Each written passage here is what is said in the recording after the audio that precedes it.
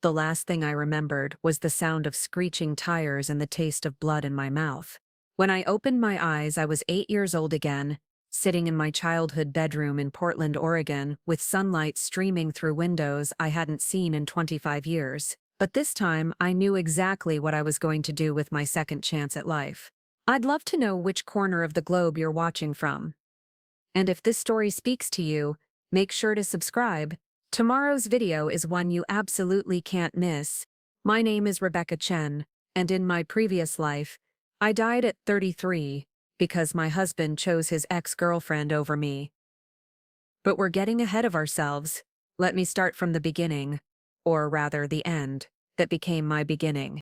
In my first life, I was a successful marketing executive living in Denver with my husband of 7 years, Marcus Thompson.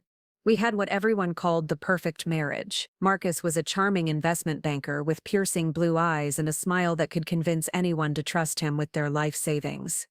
I was the ambitious career woman who'd climbed the corporate ladder while maintaining our beautiful suburban home and planning our future family.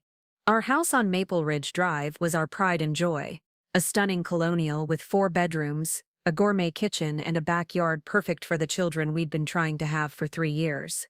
We'd saved for 8 years to buy that house, and every mortgage payment felt like an investment in our shared dreams. Everything changed on a rainy Tuesday in October when Marcus came home from work looking like he'd seen a ghost. He sat me down at our kitchen island, the same granite countertop where we'd shared countless morning coffees and late-night conversations about our future. "Rebecca, I need to tell you something," he said, avoiding my eyes. "Stephanie called me today. Stephanie Martinez." Even hearing her name made my stomach clench.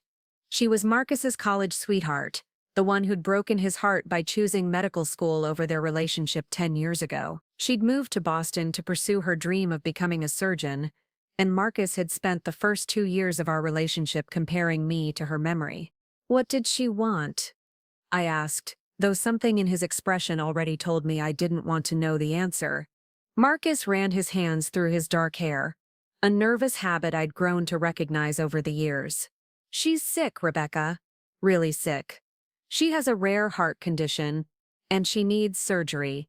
Experimental surgery that's not covered by insurance." I felt the blood drain from my face. "I'm sorry to hear that, but what does that have to do with us? She doesn't have anyone else. Her parents died in a car accident 2 years ago, and she's been struggling to pay for her medical expenses. The surgery costs $300,000, and if she doesn't get it within the next 6 months..." He didn't need to finish the sentence. I could see where this was heading, and every instinct in my body was screaming at me to stop him before he said the words that would destroy everything. "Marcus, you can't be serious. She's going to die, Rebecca, and I'm the only person who can help her." "Help her how?" But I already knew. I could see it in the way he couldn't meet my eyes, in the tremor in his voice when he said her name. "I want to sell the house." The words hit me like a physical blow. Our house, the home we'd built together, the foundation of our future, the place where we'd planned to raise our children. He wanted to sell it all for a woman who'd walked out of his life a decade ago. "Are you insane?" I stood up so quickly my chair fell backward. "This is our home, Marcus. Our future. We've been trying to start a family, and you want to throw it all away for your ex-girlfriend. It's not like that, and you know it.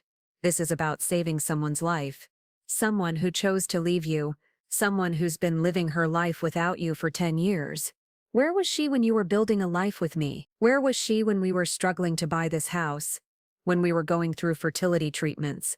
When we were actually living our lives together?" Marcus's jaw tightened. "She was saving lives, Rebecca. She became a cardiac surgeon, just like she always dreamed. She spent the last decade helping people, and now she needs help. And what about me? What about us? What about the life we've built together? We can rebuild. We can find another house.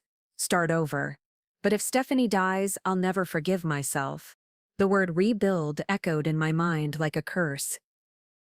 As if 7 years of marriage, 8 years of saving, and countless dreams could be reduced to a simple do-over.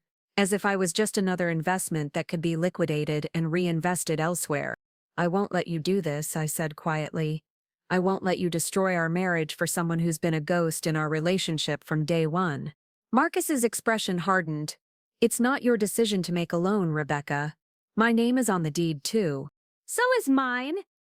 We bought this house together, we've paid the mortgage together, we've built our life here together. You can't just decide to sell it without considering what it means to me, to us. What does it mean to us? Marcus laughed bitterly. What about what it means to let someone die when you have the power to save them? What kind of person does that make me? It makes you my husband. The words came out as a shout, surprising both of us. It makes you the man who promised to put our marriage first, who swore to build a life with me, not to sacrifice everything we have for a woman who chose her career over you. 10 years ago. We stood there in our kitchen, breathing hard, staring at each other across a chasm that had opened up in the space of 10 minutes. This was the man I'd loved for 7 years, the man I'd trusted with my heart, my future, my dreams, and he was looking at me like I was a stranger. I've already contacted a real estate agent, he said quietly. The house goes on the market next week. You did what? The betrayal hit me like a physical blow. You made this decision without even talking to me first. I knew you'd react like this. I knew you'd try to stop me. Of course I'd try to stop you. This is insane, Marcus. You're throwing away our entire life for someone who probably doesn't even think about you anymore. That's not what this is about, isn't it? Be honest with me, Marcus. Are you doing this because you want to save her life? Or because you never got over her? The silence that followed was answer enough. Marcus looked away, and in that moment, I saw the truth written across his face. This wasn't about heroism or compassion. This was about the girl who got away, the one who'd always held a piece of his heart that he'd never given to me. I need some air, he said, grabbing his keys from the counter. We'll talk about this later. But we never talked about it later. Marcus threw himself into preparing for the sale, meeting with real estate agents, staging consultants, and lawyers. Our beautiful home was transformed into a showcase for strangers, stripped of the personal touches that had made it ours. Family photos were replaced with generic artwork. Our comfortable furniture was rearranged for maximum visual appeal, and our bedroom, the intimate space where we'd shared our deepest hopes and fears, became a sterile display of what domestic happiness could look like for the right buyer. I watched it all happen with a growing sense of unreality. This couldn't be my life. This couldn't be my husband. The man I'd married wouldn't have made such a monumental decision without me. He wouldn't have put another woman before our marriage, before our future, before me. But as the days turned into weeks, I had to accept that this was exactly who Marcus was, and perhaps this was who he'd always been. Maybe I'd just been too blind to see it. The house sold within 3 weeks.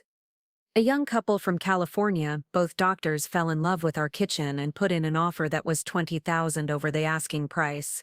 I watched Marcus's face light up when the realtor called with the news, and I realized that I'd never seen him look that happy about anything in our marriage.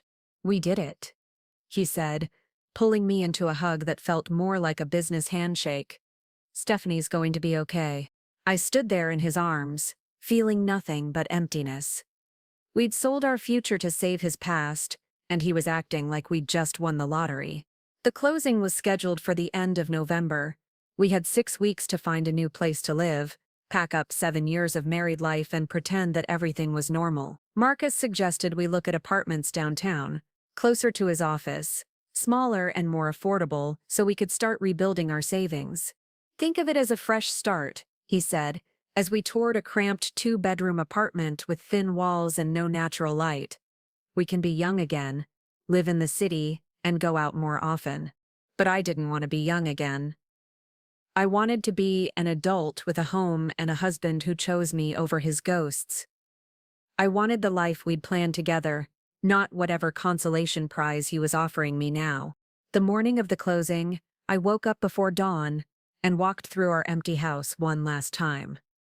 Every room held memories: our first Christmas morning in the living room, dinner parties in the dining room, quiet evenings reading together in the den, the master bedroom where we'd made love and fought and dreamed about the children we'd have someday.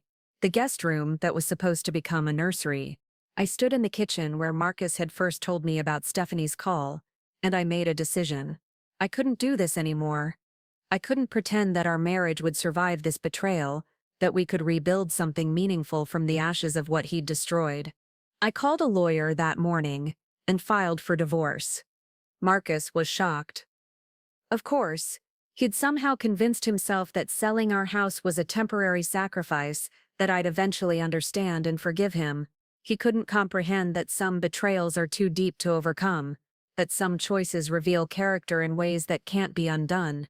A lot of love and effort went into bringing this story to life. If you're enjoying it, we'd be so grateful if you'd subscribe to our channel. Now back to where we left off. You're really going to leave me over this? He asked when I served him the papers. After everything we've been through together? You left me first, I said simply. You just didn't have the courage to make it official. The divorce proceedings were bitter and protracted. Marcus fought for half of everything, including half the proceeds from the house sale, the money he'd already promised to Stephanie. My lawyer argued that since he'd sold our marital home without my consent for the benefit of a third party, I was entitled to compensation for the emotional distress and financial damage he'd caused. But legal battles take time, and Stephanie's surgery couldn't wait. Marcus liquidated his retirement account, took out personal loans, and even borrowed money from his parents to cover the costs. He was so desperate to save her that he was willing to destroy his own financial future. The irony wasn't lost on me. The man who'd been so careful with our money, so methodical about our 5-year plans and retirement goals, was throwing fiscal responsibility out the window for a woman who'd never asked him to sacrifice anything. I learned through mutual friends that the surgery was scheduled for February at a prestigious hospital in Boston, an experimental procedure that would either save Stephanie's life or kill her. There were no guarantees, but Marcus was betting everything on the possibility of her survival. I tried to move on with my life. I found a small apartment across town, threw myself into my work and started seeing a therapist to help me process the end of my marriage. But I couldn't shake the feeling that Marcus's decision had cost me more than just my house and my husband. It had cost me my faith and love, in partnership, in the possibility that someone could choose me above all others. The final divorce decree was signed on a cold morning in March. I was officially single again, financially independent, but emotionally devastated. I kept waiting for the relief to come, for the sense of freedom that was supposed to follow the end of a bad marriage. Instead, I felt hollow, like a house that had been stripped of everything that made it a home. I heard about the accident through a Facebook post from one of Marcus's coworkers. He'd been driving back from Boston after visiting Stephanie in the hospital. The surgery had been successful, and she was expected to make a full recovery. Marcus was probably celebrating. Probably thinking about how his sacrifice had been worth it, how he'd saved the love of his life. He never made it home. A drunk driver ran a red light and hit Marcus's car at 60 miles per hour. He died instantly. They said, no suffering, no final words, no chance to say goodbye to anyone. I felt nothing when I heard the news. Not sadness, not anger, not even relief, just emptiness. The man who'd destroyed our marriage for another woman had died before he could see whether his sacrifice had been worth it. There was a cruel poetry to it that I couldn't appreciate through the numbness. The funeral was small and awkward. Marcus's family blamed me for the divorce, claiming that the stress of our separation had contributed to his distracted driving. Stephanie attended, looking pale and fragile in her black dress, the picture of tragic gratitude. She approached me after the service, her eyes red with tears. "I'm so sorry for your loss," she said, her voice barely above a whisper. "I know how much he loved you." I looked at this woman who'd inadvertently cost me my marriage, and my husband his life. She was beautiful in the way that sick people sometimes are, ethereal and heartbreaking. I could understand why Marcus had been willing to sacrifice everything for her. "He chose you," I said simply. "That's all that matters now." She started to cry then, and I walked away. There was nothing more to say.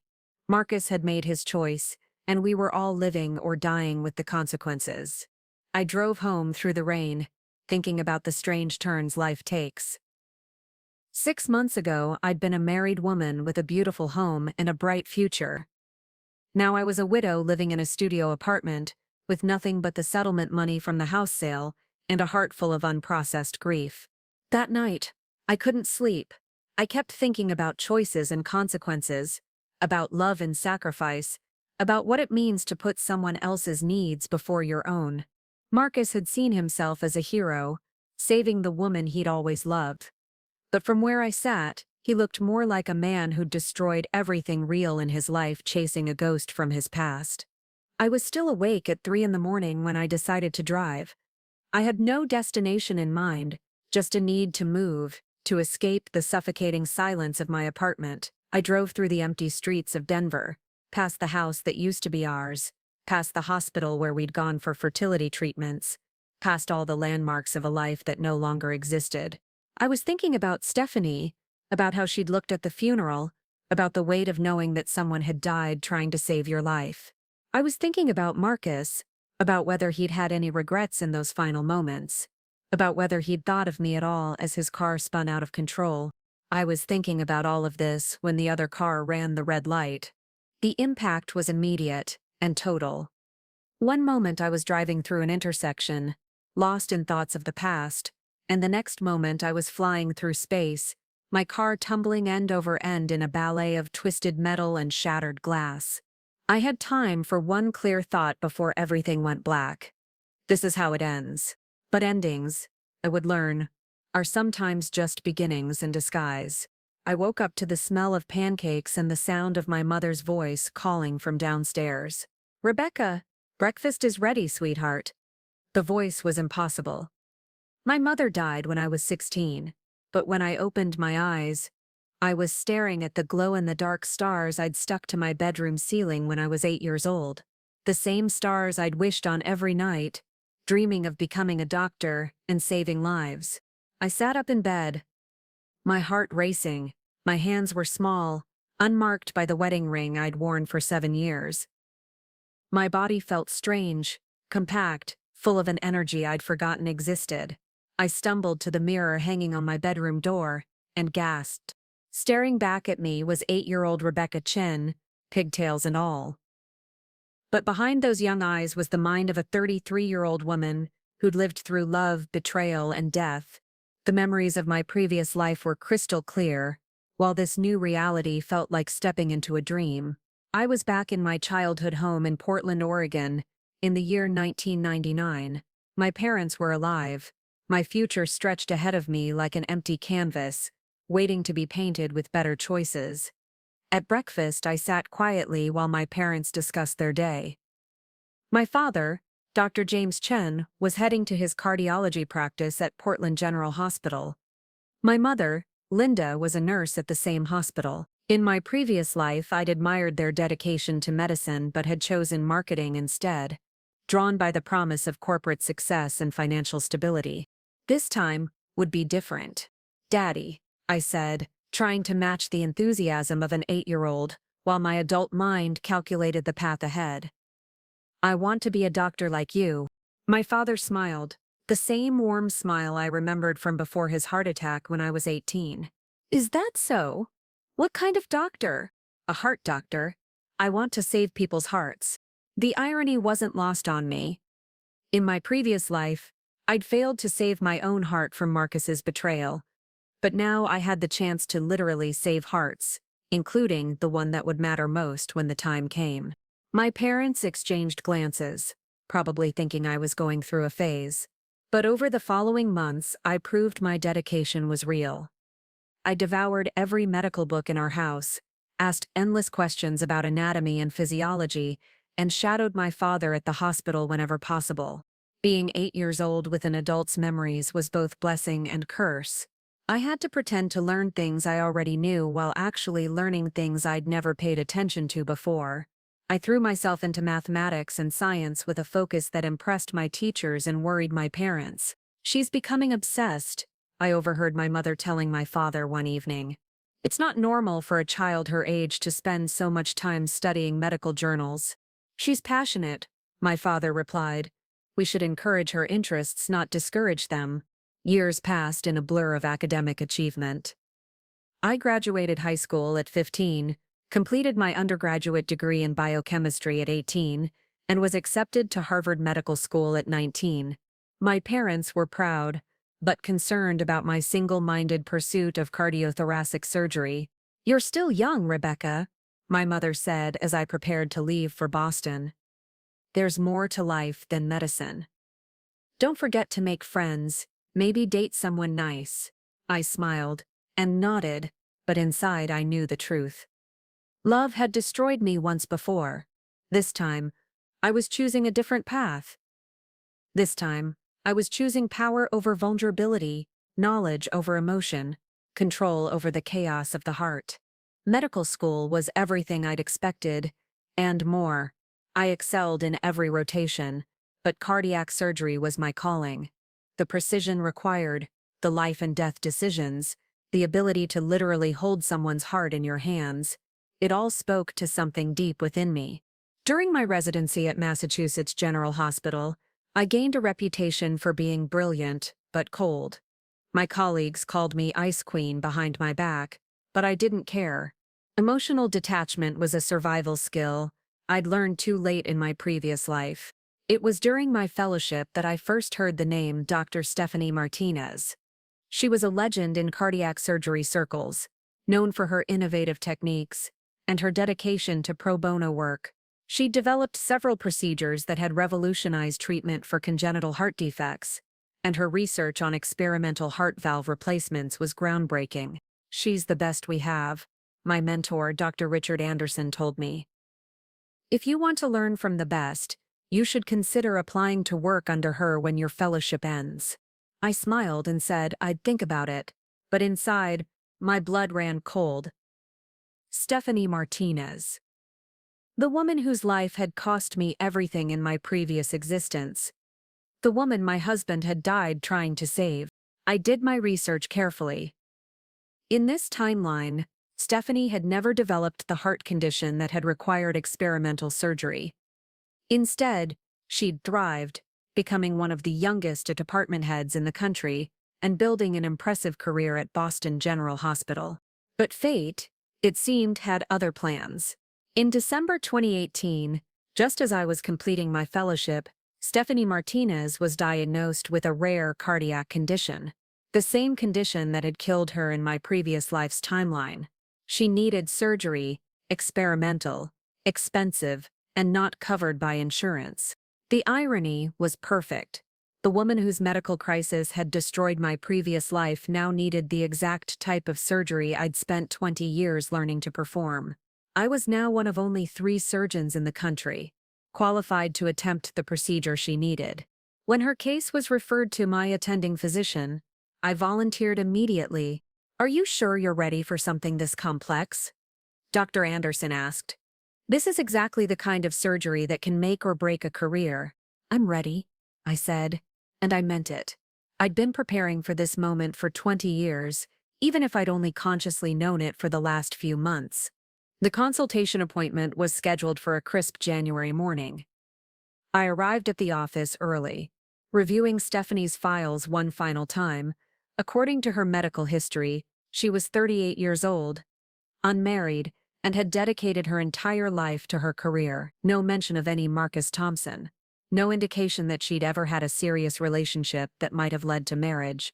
When she walked into my office, I felt the strangest sense of déjà vu.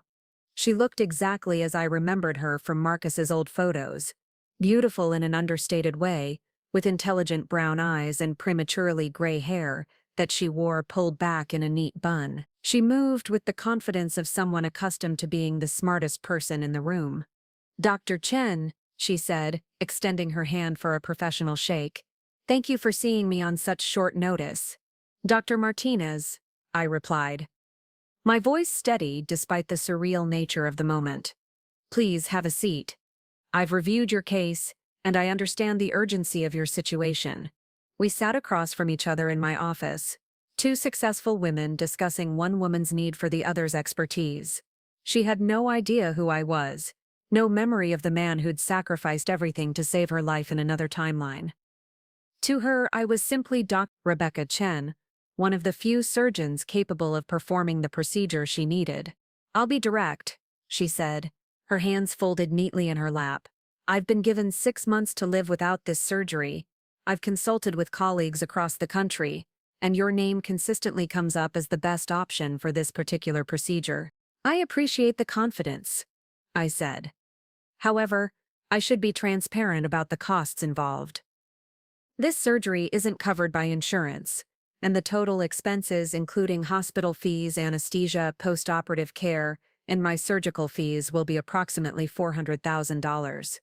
I watched her face carefully as I quoted the price. In my previous life, this amount had cost me my marriage, my home, and ultimately my life. I wondered if she understood the weight of that number, the lives it could destroy in pursuit of saving one. "I see," she said quietly. "That's substantial." "It is. Do you have the financial resources to cover these costs?" Stephanie looked down at her hands. "I've been checking with family members, colleagues, anyone who might be able to help. I've liquidated my savings, taken out loans against my retirement accounts, but I'm still short about $200,000. What about personal relationships? A partner, perhaps, who might be willing to help?" She shook her head. "I've never married. My career has always been my priority. I don't have anyone in my life who would be in a position to make that kind of financial sacrifice." The moment was perfect. She was vulnerable, desperate, dependent on my expertise and goodwill. In my previous life, she'd been the recipient of miraculous generosity, a man willing to destroy his marriage to save her life. But miracles, I'd learned, were rare things. "I'm sorry to hear that," I said, my tone professionally sympathetic. "Unfortunately, without payment guarantees, I won't be able to proceed with the surgery." The color drained from her face. "Dr. Chen, surely we can work something out. A payment plan, perhaps?" "I'm willing to sign over future earnings, whatever it takes. I understand your desperation, Dr. Martinez, but this hospital has strict policies about payment for elective procedures. Without full payment up front, or at least a substantial down payment, with guaranteed financing for the balance, we simply cannot move forward."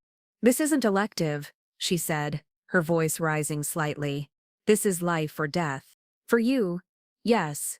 But from the hospital's perspective, any surgery that isn't immediately necessary to prevent imminent death is considered elective. Your condition gives you several months, possibly longer with medication management. That places it in the elective category." I watched as the reality of her situation settled over her. The brilliant surgeon who'd spent her career saving others was now completely dependent on the financial resources she didn't have and the generosity of others she'd never cultivated. "Is there nothing you can do?" she asked quietly. "No pro bono options, no research protocols I might qualify for?" "I'm afraid not.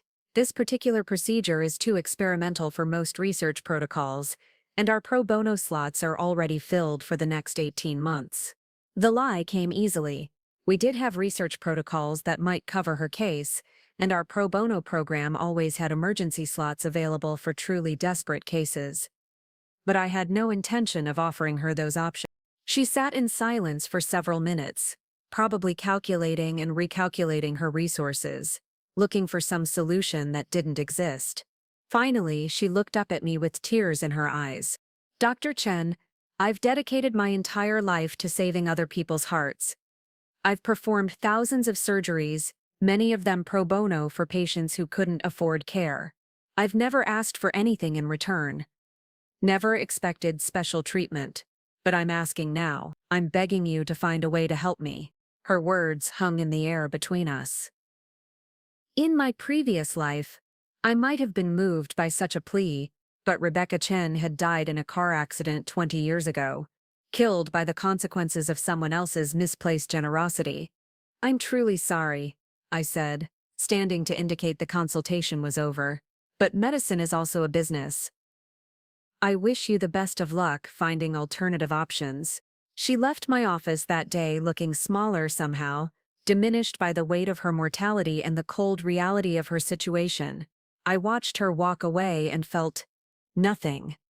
No satisfaction, no revenge, no sense of justice served, just the hollow victory of someone who'd spent 20 years preparing for a moment that turned out to be anticlimactic. Over the following weeks, I heard through professional networks that Dr. Stephanie Martinez was growing more desperate. She'd reached out to every colleague, every former student, every professional contact she'd ever made. A few had offered small donations, but nothing approaching the amount she needed. Then, in March, I received an unexpected call from my assistant. "Dr. Chen, there's Marcus Thompson on the line. He says it's urgent," regarding Dr. Martinez's case. My blood turned to ice. Marcus Thompson, my husband from my previous life, the man who'd destroyed our marriage to save this woman, the man who'd died trying to get back to her after her successful surgery. "Put him through," I said, my voice steady despite the earthquake in my chest. "Dr. Chen, this is Marcus Thompson. I'm calling about Dr. Stephanie Martinez. I understand she's been consulting with you about surgery for her heart condition." His voice was exactly as I remembered it. Deep, confident, with that slight rasp that I'd once found irresistibly attractive.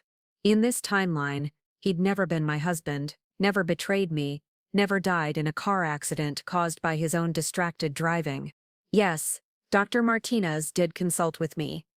However, I'm not able to discuss her case without her explicit written consent.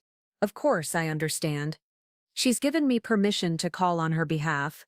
She's a dear friend, and I'm trying to help her explore all possible options for financing her surgery. A dear friend. In my previous life, she'd been the love of his life, the woman he'd chosen over his wife. But in this timeline where she'd never needed his help before, where they'd presumably maintained some kind of friendship over the years, she was just a dear friend. "I see. And what is your relationship to Dr. Martinez, Mr. Thompson?" "We were college sweethearts. Many years ago. We've stayed in touch over the years. When I heard about her diagnosis, I knew I had to do whatever I could to help." "That's very generous of you. What did you have in mind?" "I'm prepared to cover the full cost of her surgery. Whatever it takes." The words hit me like a physical blow, even though I'd been expecting them. Even in this timeline, even as just a friend, Marcus Thompson was willing to sacrifice everything for Stephanie Martinez. Some patterns, it seemed, transcended the boundaries of different lives. "That's quite a substantial financial commitment, Mr. Thompson. Are you certain you're in a position to make such an arrangement?" "I'll make it work. I can liquidate investments, take out loans, and sell property if necessary. Money shouldn't be the reason someone dies when there's a surgery that can save them." Sell property. The phrase echoed in my mind, bringing back memories of our house on Maple Ridge Drive, of the home we'd built together that he'd been willing to sacrifice for this same woman's life. "I appreciate your generosity, Mr. Thompson. However, I should inform you that Dr. Martinez's case presents some additional complications that weren't apparent during our initial consultation." "What kind of complications?" I paused, letting the silence stretch between us. This was the moment I'd been preparing for, consciously or unconsciously, for 20 years. The moment when I would have the power to save or condemn the woman who'd inadvertently destroyed my previous life. Upon further review of her medical history and recent test results, I've determined that Dr. Martinez is not a suitable candidate for this surgery. The risks are simply too high, and the probability of success too low to justify the procedure. The lie was carefully constructed, medically plausible, and completely unverifiable without access to her full medical records and test results. "I don't understand," Marcus said. "She was told you were her best option, possibly her only option.